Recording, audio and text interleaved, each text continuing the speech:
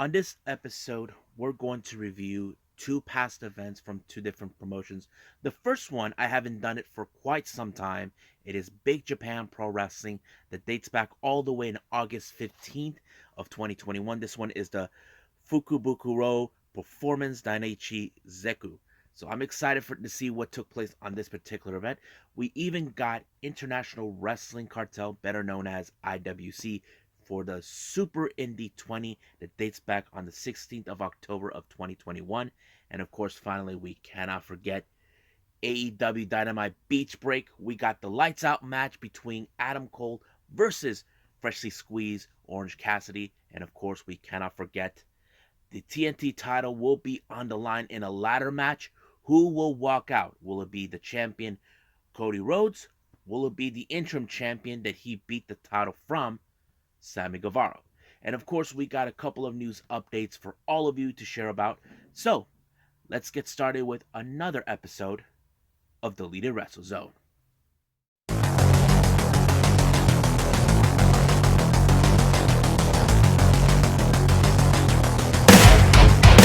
Are you ready? Get up, get up! Get up, get up! Get up, get up! Get up, get up! Get up, get up! Get up, get up!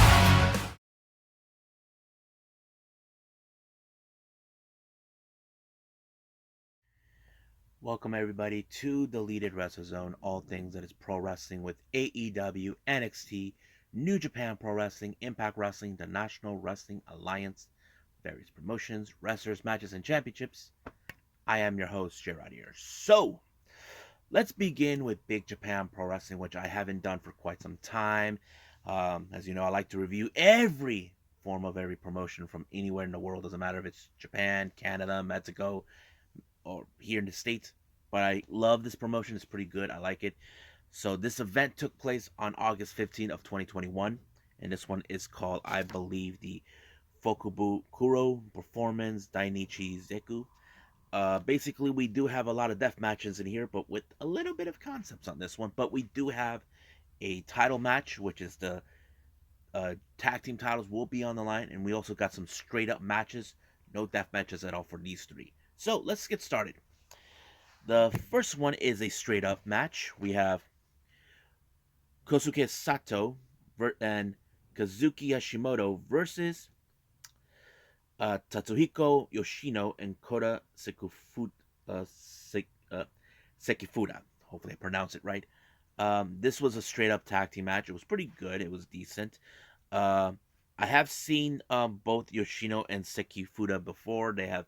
They're pretty interesting tag team. Don't recall if they ever challenged for these titles, but they were pretty good. However, it was Yoshino that walked out as the victor when he made the pinfall, when he got Saito in his crosshairs, and boom, he won it in that way.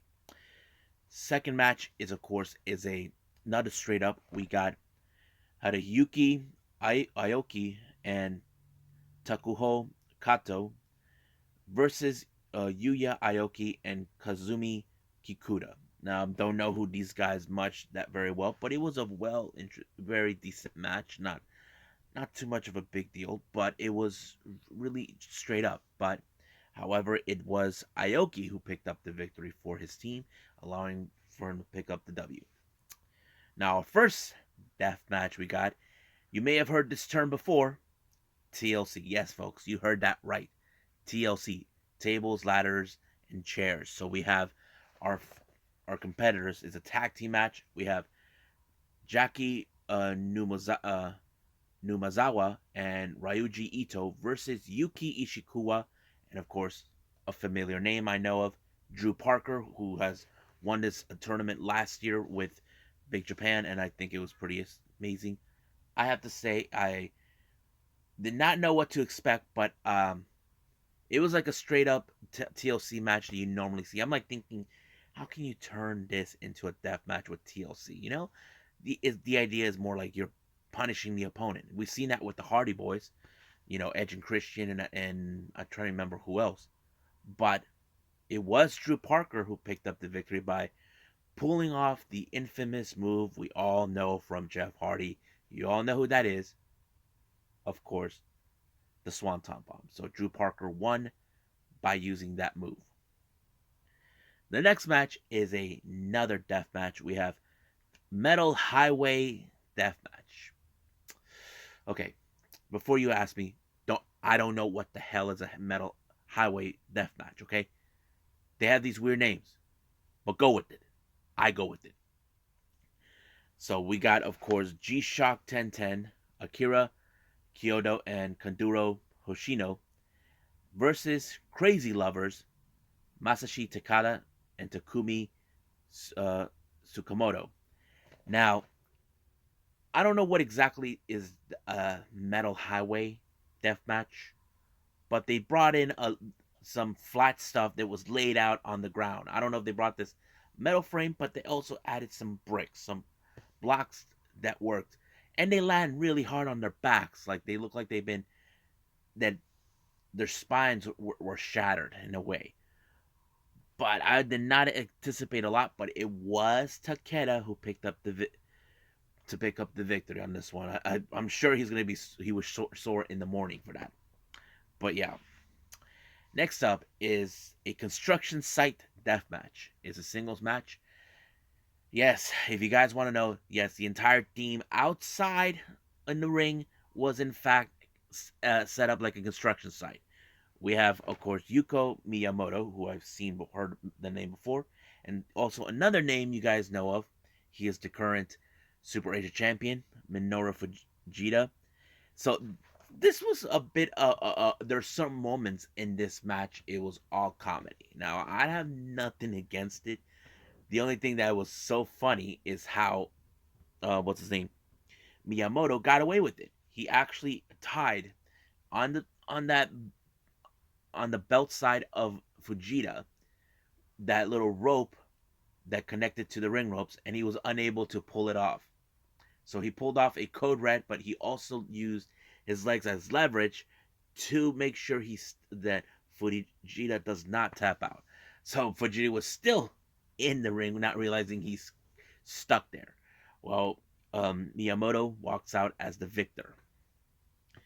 Now our next match is a straight up match. We have Ryoto Hama versus Yasufimi Nakanoi.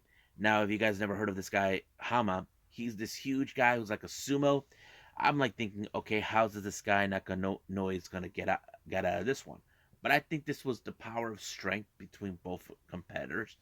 But it was Nakanoi who actually got out of this one. He pinned Hama for the victory, and of course, in the end, they shook hands, sign of respect. Now, our main event, we have the Big Japan tag team titles. We got the challengers, Okami, consistent of Hideyoshi Kamitani and Daichi Hashimoto, taking on the champions, astronauts, consistent of Fuminori Abe and Takura Nomura. This was a pretty good match, I have to say. It was really, really good. I think I liked it. But I was surprised how it was, in fact, Kamitani who pinned Fuminori and win the tag team titles was really a surprise for him. I think he couldn't believe it that he actually got it done. So basically, the titles were exchanged. Okami actually are now the champions in this match. I'm not sure if they still are, but if they aren't, at least I got to see how that transition went down. So there will be more Big Japan reviews from past events that I'll be throwing around. But right now, I believe it's time for IWC Super Indy 20.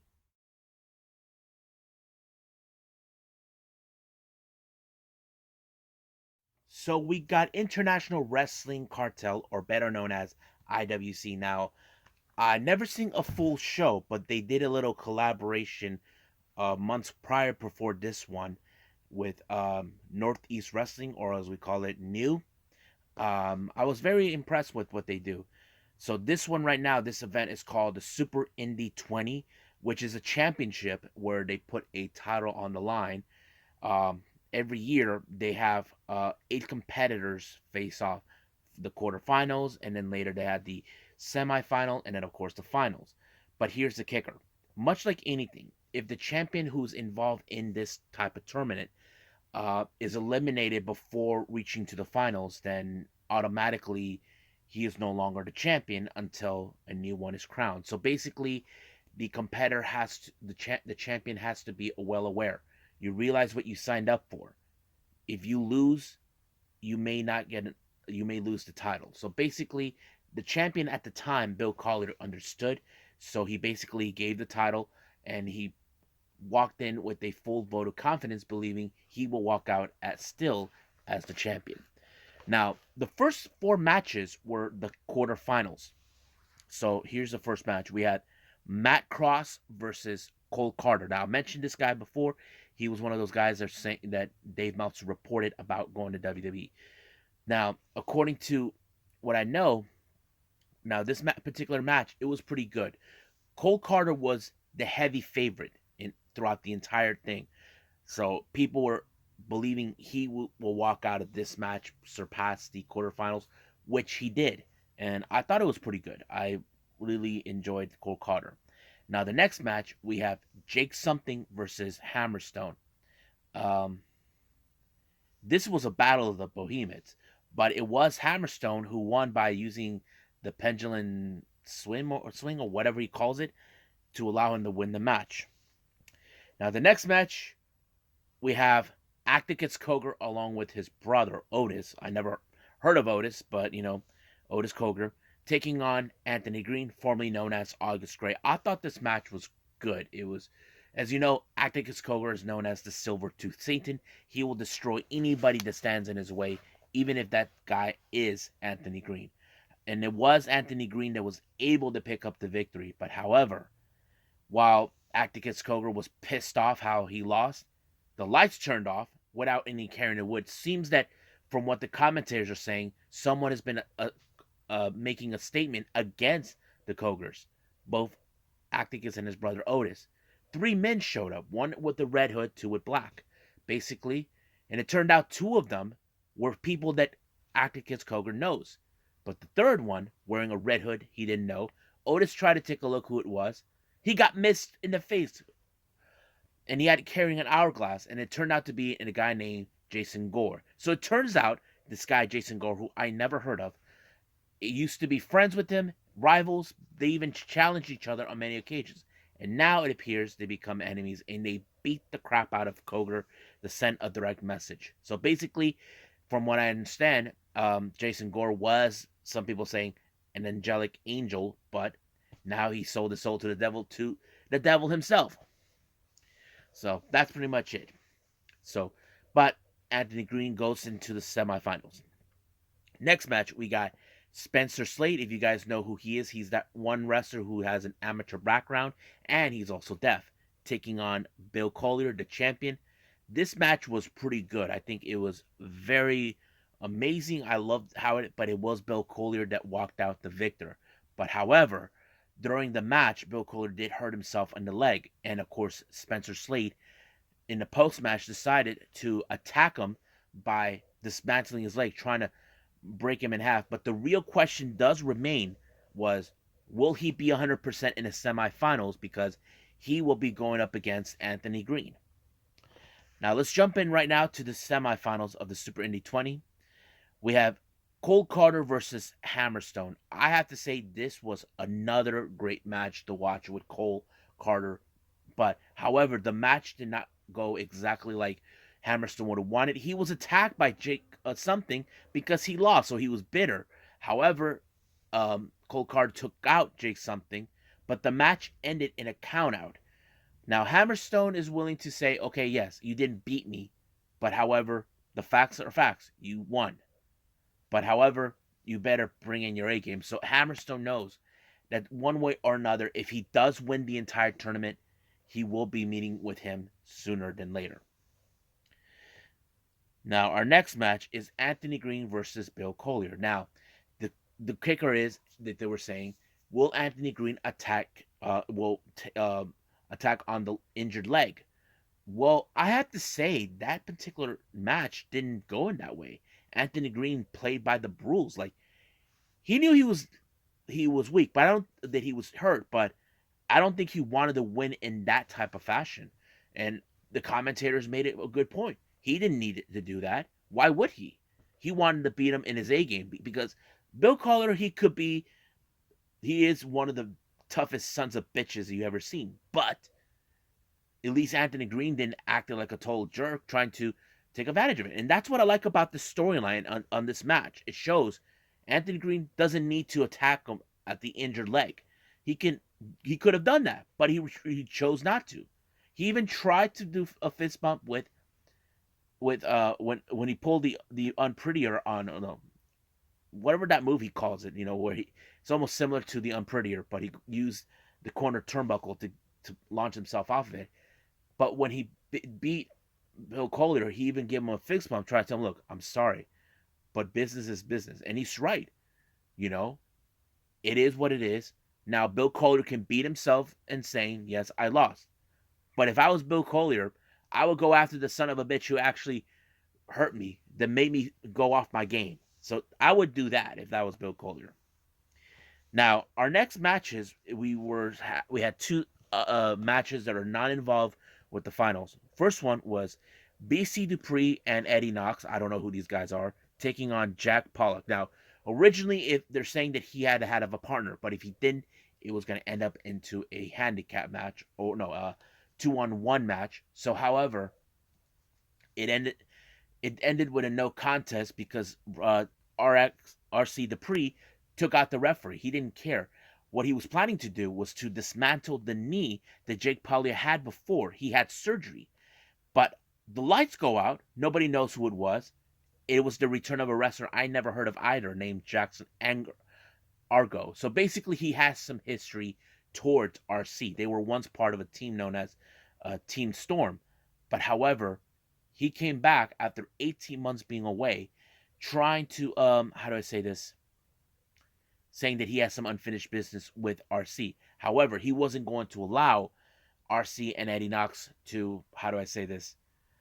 To ruin his Jack Pollock's career. But he did state it the following month he would love to have a tag team match, him and Jack Pollock, even though Pollock doesn't trust anybody, to be in a tag team match against RC and Eddie. And of course, that's something I'm not sure if I'll be able to see, but we'll see when we get there. Now, our next match is a 6-man intergender tag team match. We have Ella Shaw teaming with Money Shot, consisting of Elijah Dean and Zach Nystrom, along with the Big Dime, taking on the main event, Duke Davis, Gannon Jones, and of course, the legend herself, Jazz. That's right, guys. Jazz was in this match. To be honest with you, this wasn't like a one of those matches that I felt like it would have been proper. I feel like a little bit the Jazz was a little off her game, but however, the tag team guys, the main event and Money Shot was pretty good how they were handling, but it was Jazz, excuse me, who picked up a really good victory, allowing themselves to win the match. Now our main event is the Super Indy 20 finals. Whoever wins one will get the Super Indy Championship. We have Cole Carter versus Anthony Green.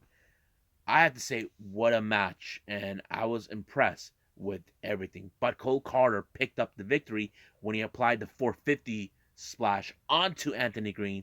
1, 2, 3. And now he is, of course, the Super Indy champion, and this is going to be great. I love what I've been seeing, and he's been a fan of this company since he was a kid. And look at him now; he is a champion with ICW. No, IWC. Really am happy that seen this. Hopefully, there is another one like this I can watch. But right now, we'll just leave it as that. But let's end it with our last review, which is the one we've been waiting for. I'm talking about AEW Dynamite Beach Break.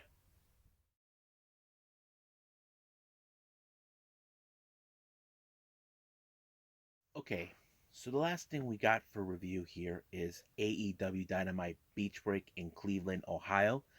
And I know there was a lot of things that were talked about but we'll talk about that a little later on this episode. But right now, let's talk about the opening match, I have to say it was a very strong opening. It's the unification of the TNT Championship in a ladder match between Sammy Guevara, who is the interim champion, and of course the actual champion, Cody Rhodes.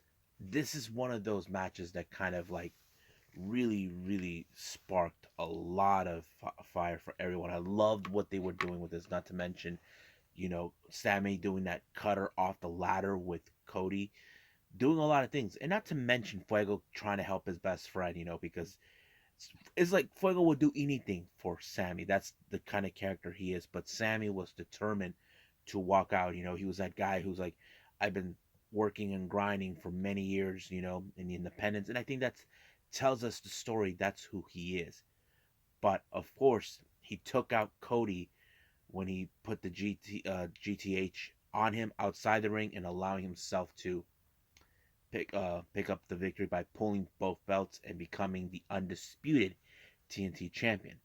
But my real question goes after the match: will this mean that either Scorpio Sky or Ethan Page will want to stake their claim for a title they believe it belongs to them? Well, we'll see when that day comes. Now, the rivalry between in Team Taz is still heating up. As you know, Powerhouse Hobbs believed that match between him and Dante Martin was a fluke. So he's asking for a match again with him this coming Wednesday. And the same thing goes with Ricky Starks, who did not appreciate what kind of person Jay Lethal is, calling him that the only thing he's more worried about is his dress, but not wrestling. So basically, this time he's going to put the FTW title on the line. So this could be interesting to follow. Now, since we're in Cleveland, Ohio, in this particular night of Dynamite and aka Beach Break, someone is from there, and that is none other than the Warpath himself, Wardlow. He had a great standing ovation. Not to mention Sean Spears was there, but Wardlow told him to stay over here. He felt like this is my town. I want to do my thing. He's facing against a couple of enhancements, Elijah Dean and James Alexander. It was pretty much like a walk in the park for him. But you can guess how many symphony power bombs that he did. Probably be a lot, and that's how he wins. He even Spears after the match he wanted to attack these two guys, but he's like, no. He did not want him to unshine him while he's in Cleveland. I think that's what he was trying to do. This is his town, so that kind of plays out in a good way. Now, our next match we have the Inner Circle. As you know, recently we've been seeing a bit of a dissension between the members of Santana Ortiz, talking to Jericho. As you recall, last week, Ortiz and Santana did mention that they were right about Eddie. How many times have they had to deal with his problems, with Chris Jericho's problems? MJF, Dan Lambert, anybody that stood in his way. And not even once he had these guys' back for a chance to get the AEW tag team titles, which they had to witness other guys like the Lucha Brothers, the Young Bucks, FTR. Those were guys that got the titles, but what about them? But however, this particular match, it was more about now, can the Inner Circle get along? They're facing against Daniel Garcia and 2.0. This was a very test match, but the entire match, Santana Ortiz were ignoring Jericho, not tagging him in. Not to mention, he did help them out to ensure the win, and I think we could see the possibility that Inner Circle could break up, but that only time will tell until that day happens. But it's kind of interesting how this is going to go. Now, as you know, the AEW World Title will be on the line in 2 weeks' time. Lance Archer has issued a challenge against Hangman Page, but I don't think Hangman Page may or may not realize the kind of match that, of course, Lance Archer is stipulating, and this one is, of course, his favorite, Texas Death Match. So, did Hangman Page look worried? I'm sure he is worried, but he knows what's at stake. He has to bring out a different type of animal to deal with him. So we'll see where they're going to go with that. Now, during an interview, we have, of course, the tag team champions, Jurassic Express, along with Christian Cage. On the other side of their side, we have, of course, Matt Hardy and Private Party. As you know, Private Party are currently ranked number 1 in the tag team division. They're asking for a shot of the tag team titles. So basically, that's what's going on. So they're gonna have that match possibly, I think maybe this Friday on Rampage. Well, I'm trying to remember if that was the case, but this is going to be a good one. Now, as you know, recent weeks we've been seeing the development of the feud between both CM Punk and MJF. MJF, gave his words talking about how CM Punk has walked out, turned his back on people, but Punk backed it up, saying, "Look, I'm being realistic. I don't need to lie who I am. You have been lying to yourself." So basically, it's more like Punk is telling the truth. Like, was he lying about who he was? No, he's not. If you look at this way in the psychological wise of the storylines, how they're building up, MJF is a coward. He was trying to run away from it, and he's saying that Punk was the one who running away from him. I'm like, no, that didn't happen. But however, they decided to go with the match. However, this was a trap set up by MJF. So the entire Pinnacle showed up. Spears attacked him from behind, FTR, and Wardlow powerbombed him. But of course, he believes this will be the end of Punk in Chicago next week. But anything could happen. As you know, CM Punk, he's not just going to stay down no matter what he says. But I'm sure CM Punk has something planned. I'm not sure. But we'll get to that on next week. Now, as you know, the return of Moxley has sparked a lot of talk with many of the fans. However, it appears that some old enemies haven't forgotten John Moxley, and one of those enemies was, of course, the Acclaim. If you recall, when they were facing against Kingston and Moxley attacked Anthony Bowens before he could finish off the opening segment of the match, and this time he wants to beat his butt up, thinking that he has an opportunity to teach him a lesson. Well, I don't think the boombox is going to do any good for him because, that's why John Moxley is the purveyor of violence. But that match will take place on Rampage. I just can't wait to see it. Now, we saw an interview with Griff Garrison and Julia Hart. I don't know what was going on, but however, I don't know what the TBS champion is doing. It appears she chosen a challenger, and I feel like this was an easy challenge because I feel they're going to build up a story where they're going to look at Jade as you're picking the weakest competitors in your history. So he picked Julia Hart, signed a disclaimer that that they're not responsible for what happens with the eye. But we'll see where they're going to go. Next up for our match, we have Layla Hirsch versus Red Velvet. As you know, these two ladies know each other.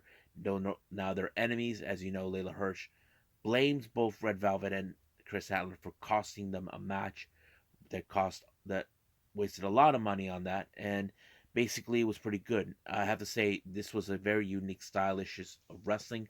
As you know, Layla Hirsch is very much of the amateur background type, grappler. Red Velvet, she's a much faster pace, but however, Layla Hirsch walked out with this one with the victory when she pulled the tights. But however, she wanted to finish off Red Velvet by applying the armbar. But luckily, Chris Statlander come out to give out the save.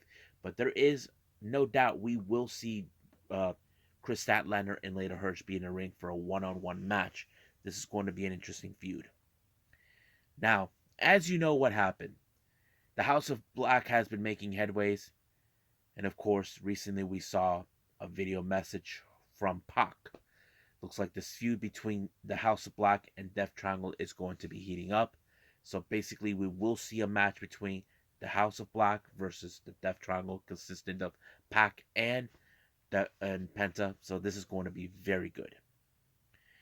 Now, as you know, Britt Baker has won many awards, has declared herself Wrestler of the Year and all that, but she decided to come out to gloat the people of Cleveland because, as you know, Pittsburgh Steelers beat her team.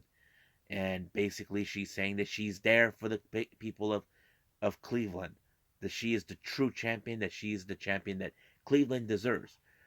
I wouldn't be surprised if there is someone who out there who could challenge her because right now there is that one wrestler that many fans are expecting, and that is none other than Thunder Rosa. We don't know when that will happen, but we know it could happen. Now, before we jump into Lights Out match, Nyla Rose along with Vicky, as you know, Vicky screams, "Excuse me!" basically driving people's nuts. Now, Nyla Rose has unfinished business with Ruby Soho. As you remember, Ruby did beat her to advance in the finals or semifinals, whatever, which ones, the challenge for the TBS title. So, however, she wants to rectify a wrong that needs to be written right again. So basically, we will see that happening some point down the line. Now, our next match, the lights out match. Oh man, this was very interesting. There was I think it was pretty good. It was more of aggressive type with Cassidy. He showed he was no for. He even broke his own glasses. But the one thing that was surprising was Danhausen showing up when he pulled. I didn't expect him to show up when Cole brought him out of the with the chair. I'm like, holy cow! And it was crazy, and people were even it was buzzing all over Twitter, all over the places.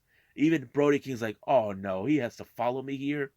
So it was pretty fun, but it's now confirmed that Danhausen is all elite. I don't know where they're gonna go with him, but I would love to see him, and I would be surprised if he joins the Best Friends. But at some point, we did see a lot of good moments. Now, however, I don't know what was this about. Cole said he didn't need his friends, but Brandon Cutler shows up, try to help, but he got his butt kicked by Wheeler, and then later he got his kicked by Bobby Fish. Then Bobby Fish got kicked by Chuck Taylor.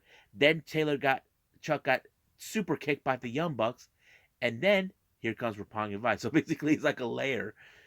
But I think there was a really fun moment is when Cole. We all know he finds ways to win by using the low blow. However, when he low blowed Orange Cassidy, he was screaming in pain. And of course, he had a cup in there, a steel cup. I say this to myself. He must have got that from Rocky Romero. If you guys remember, Rocky taught that move to Roppongi in 3K when I don't remember who was it that tried to did that, but it would make sense. But the entire match, as you know, Orange Cassidy hurt his hand because he was about to apply the orange punch, but he hit the bell. He even hit the orange punch onto Cole, but he was in agony. So basically, he took out the main weapon. But the match continued into the stage, and then went to the backstage, and then back to the stage again. But I think the best moment is what happened is when Cole thought he had everything under his grasp. He he did not know that Orange Cassidy somehow snuck away, and of course Cole got a taste of his own medicine when Cassidy low blowed him. Now when Cole got up, Orange Cassidy hugged him, and of course we ask ourselves what he's thinking, and then he tells Cole what he's planning. Looks down on the ground. He's like, no, no, no, no. It was more like, you're coming to hell with me, Cole, and it's gonna be a beautiful moment. So I don't think he expected this from him because, of course, he says Orange Cassidy doesn't care. Of course, he doesn't care. He just does it because he doesn't care what happens to him or anything. I think Cole must have underestimated him, but it was a good finisher. And of course, he was like, so it was really good. I liked the lights out match. It was pretty interesting. I don't know why they had the other guys showed up, but it was good. It was really good. I liked it, and I can't wait to see what's going to happen next week on Dynamite. But right now, let's get ready for, of course, Rampage this coming Friday. But I believe it's time to end the entire episode with some news updates.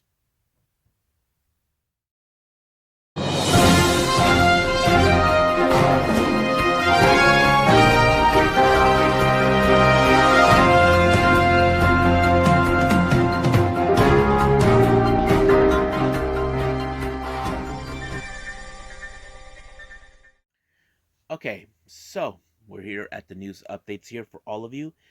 As you know, recently, with the success of the new promotion Terminus, created by both Baron Black and Jonathan Gresham, it's now been confirmed by Santana on the day of night one. Well, should I say, the first night they had their show, it's been told that we're going to have another Terminus event taking place on February 24th. And I'm very happy that it's going to happen. However, the real question remains who will be coming to Terminus. Now, we have seen some interesting people that actually went there. But however, I think the question that remains, who will become anybody new. Now, we do know Santana did state it that he's going to be in it. Now, here's who they announced already to be showing up in the next Terminus event. We have Swerve the Realist, better known as Isaiah Swerve Scott or Shane Strickland, so he's in. Leo Rush, Kevin Blackwood, Leon Ruff, and Queen Aminata. So this is very interesting to see. I'm so excited to see what they're gonna do. Hopefully, tournaments this tournament's event will be very much better than the last, but we'll see how that goes. Now, our next update has been AEW original. Um, Frank Kazarian has re-signed with the company. As you guys know, he is now been with the company since day one, back in 2019. I'm happy that he is back. I think he's going to continue to wrestle. It's still unclear what other plans they have for him, but um, we'll see where they're going to go with that. Now, speaking of AEW, as you guys may have heard or not, Marco Stunt, as you know, we haven't seen him for quite some time in AEW. There were reports about that his contract with AEW is coming to an end.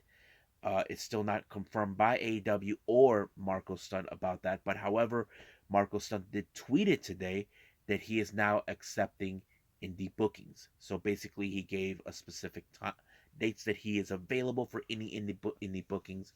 So people can start speculating that he's probably out, but there is still no confirmation yet. Now, we do have some interesting news coming up that came out today. As you know, Ring of Honor has are now are on a pause button, ready to relaunch in April. However, it's been announced by them they have started what they call the Hall of Fame, the Ring of Honor Hall of Fame. Now, how do you guys feel about that? To me, I don't know if it's a good thing. We do know Impact Wrestling does have their own Hall of Fame, and they only induct one person every year during Bound for Glory. I don't know how this is going to work. You know, I mean, I don't think they had been out that long, Ring of Honor, but I don't know. It's kind of interesting, but I'm not sure yet what to think. Now, the last thing I'm going to talk about, as you all heard, as I mentioned about AEW and reviewed Spring Big Beach Break, everybody were expecting Johnny Gargano. I think that's the one thing that many has talked about. However, Johnny Gargano did tweeted this on today. I have heard you, and you have no idea how much it means to me that you're excited to see me back at it. It's a scary step away because your security say they'll forget about you, but you haven't forgotten, and I promise that I will make it up to you ASAP. Hashtag Johnny Wrestling Love. Now, I know many people were expecting that Johnny Gargano will be in AEW. It's still unclear if that's the case or is he going to go with another company. But there is another factor we need to put in. As you know, his wife Candice LeRae is due at in February. I'm sure he wants to be there for her while she is getting ready to give birth. I'm sure he'll probably wait after the baby is born. I'm not sure if that's what he's planning.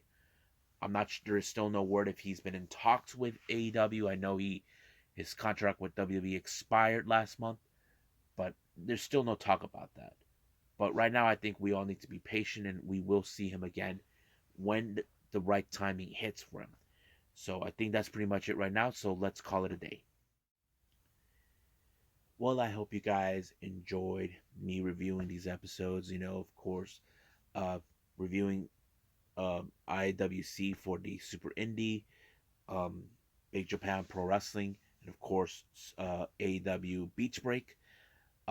Coming up for the next episode, we got, of course, another Gambari, which took place on Christmas Day, Home Alone 2021. Yeah, you probably guessed that right. It's probably named after the movie. And of course, we may have MLW, the MLW Azteca will be probably back, or whatever it's going to take place. Of course, we got NXT UK, and we cannot forget Impact Wrestling. And there'll be other things we will be adding. Hopefully, if there's new news updates, I'll put that up. But for now, I'll see you guys in the next DWZ time. Same DWZ channel. I must bid all of you adieu. So, goodbye. And have a nice day. Bang.